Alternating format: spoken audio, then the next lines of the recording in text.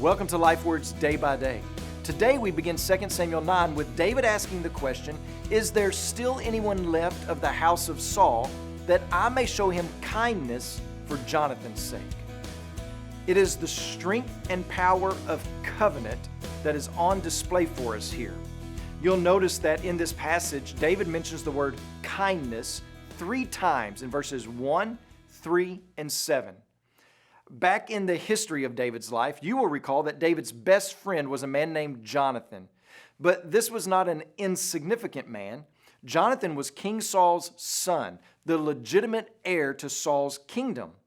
But in a show of humility and of recognition of the Spirit of God upon David's life, Jonathan hands over his weaponry to David, and in essence declaring that David was to be the next king over Israel. From there, their friendship deepened, and Jonathan routinely saved David from the lunacy of Jonathan's father's attacks. During one such instance, Jonathan speaks to David and says, "The Lord, the God of Israel, be witness. Do not cut off your steadfast love from my house forever," when the Lord cuts off every one of the enemies of David from the face of the earth. So when David says, "Is there anyone left of the house of Saul that I may show kindness for Jonathan's sake?" this is what David had in mind. He had in mind that covenant that Jonathan and David made. The meaning behind the word kindness is not politeness or a nicety for one time's sake, but rather a flood of goodness. It's the term used for steadfast love and covenant faithfulness.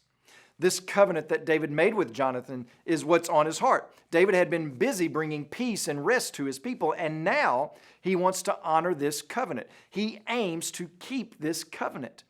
15 to 20 years had passed since the time that the covenant between David and Jonathan was first struck, and yet David does not forget it.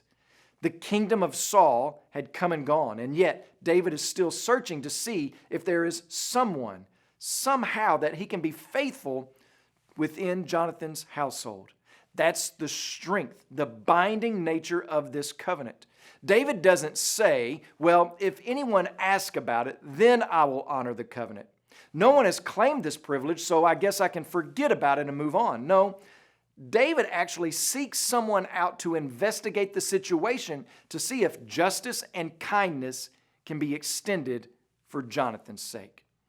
This wasn't just some promise made in the heat of a moment. This wasn't just some ritual or a quick exchange that was never meant to be acted upon. No, this was not even a contract. This was a covenant. And a covenant means faithfulness to the highest degree. Alistair Begg says that a covenant is a love that commits itself to another by making its promises a matter of solemn and historical record. And it is this type of covenant love and kindness and faithfulness that characterizes God to His people. As you pray today, please remember Sarah Philemon, our missionary in Romania. And also remember the Fair Life Word broadcast that's heard throughout Burkina Faso and Ghana.